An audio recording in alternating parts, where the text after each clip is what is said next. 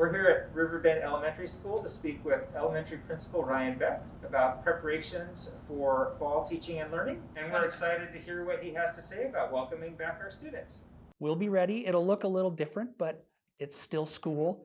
There's a lot of adults here that are caring connections, our top priority as always, and that's what we're going to do. So it looks like you've addressed a lot of the health and safety concerns by making sure that desks are spaced 6 feet apart. I see that this classroom has a sink, so will students be able to wash their hands? Yes, they'll be able to wash their hands. They'll be able to drink water. We will have frequent hand washing. We'll have frequent hand sanitizing. Yes, this is a classroom. We have just pulled out maybe 25% of the desks that would normally be in here to accommodate space. But it still needs to function as a classroom. The teacher has his or her learning space. And just because students will be staying in one spot for the majority of the day doesn't mean it won't be fun. Doesn't mean that there won't be fun activities. It's still school. We can't expect students to sit for 6 hours.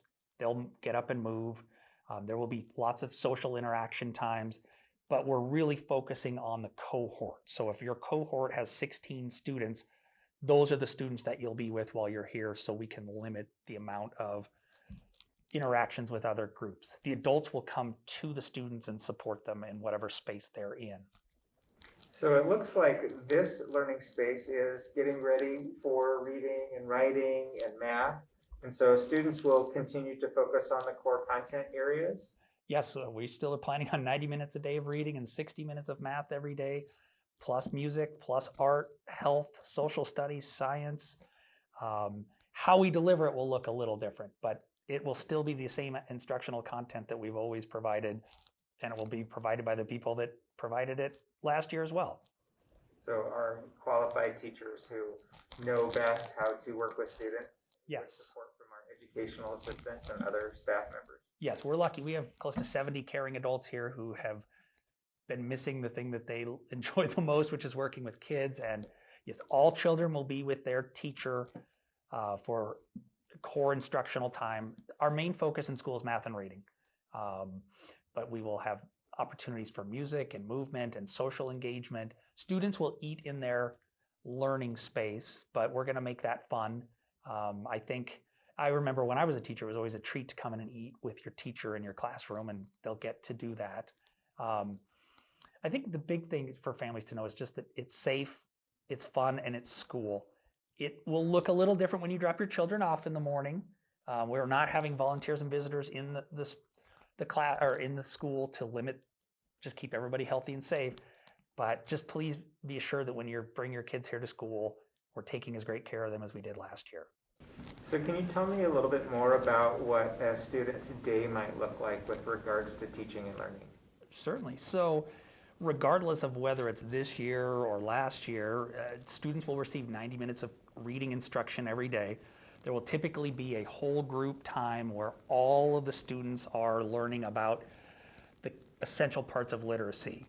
And then there will be small group time, which is targeted to specific students and what they need for literacy. There will be 60 minutes for math, as there's always been. And that's the same thing. The teacher sets up the lesson and then the students work. In some ways, there will be more support because there are smaller sizes in here. Normally, our average class size is 25 or 26, and you're talking about 10 less people in here. So children will get more support and attention than they normally would. But while the schedule will look different and how we deliver the instruction, the amount is the same. The highly qualified people delivering it are the same. It's just will be, instead of kids moving around to different spaces for reading and math, we're coming to them.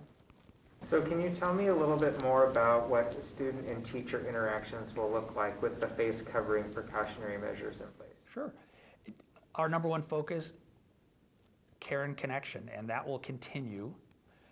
Whether there's a mask or not, we're going to work really hard on making sure students feel welcomed and included and that families know what's happening. We're going to have to get creative and use technology to assist us. Normally we'd have come meet your child's teacher in the classroom, come drop off school supplies, have some watermelon. This is different. It will be online and virtual. Before school starts, We'll make a connection. Your child's teacher will connect with you. Your child will know who the adults are that you're working with every day. Your child will have a sense for what their classroom looks like. It's really just wearing a mask, but it doesn't change the hearts of people and how excited people are to work with kiddos. And one thing I've noticed is children are very flexible. I think it's sometimes the adults that struggle with change. I quickly think this is what school looks like this year. And that's what we remind everybody is this is not forever school. This is what we're doing now. And your child or children will feel as supported and cared for as they always do, whether there are masks on or not. And I think a lot of kids will be excited at the opportunity to wear a face shield or a face covering of some sort. It's kind of fun. So, and there will be opportunities for students they won't wear their face coverings the entire day. We will have opportunities to be outside and spread out and you will be able to play with your classmates. No one is tethered to a desk, and that's what we've stressed to families. And staff are excited to be back. They're excited to work with kids again, and we will make this learning, if this is the learning environment that the students in for the majority of their time here, we'll make this the fun place. We'll have to get creative with things like movement breaks and PE, but that's one of the things that educators are really good at is being creative and thinking outside the box, and we'll go out and enjoy some of this great Oregon fall weather for sure. This year, for our elementary students, they will be interacting online for a portion of their teaching and learning experiences. Can you talk a little bit more about what teachers can do and students can do that's in addition to that's more of the experiential-based learning? Certainly. So one of the most important parts of school to me is the contact with the adults, and it's the hands-on opportunities, the learning opportunities that's a challenge with remote learning is the tactile. When you're working with math, you're actually able to work with materials and items. For art, hands-on. We have a lot of sensory tools and supports for students that in a virtual world are challenging, but in school, there will be lots of opportunities to engage the body and mind. It isn't just sitting at your desk and learning. There will be movement breaks, lots of movement breaks. Last spring, on March 12th, we unexpectedly shut down schools all over the state, the country, and we didn't have time to prepare. I think we did amazing work at putting in place what we did over 2 weeks, but we've had more time this spring and summer to be more planful and mindful of what the fall looks like. So one of the big challenges from our families, because we checked in with our families, technology was really challenging if you have 4 students and 1 device. So the district accessed revenue funding to purchase a device for each student. We will be handing those out next week.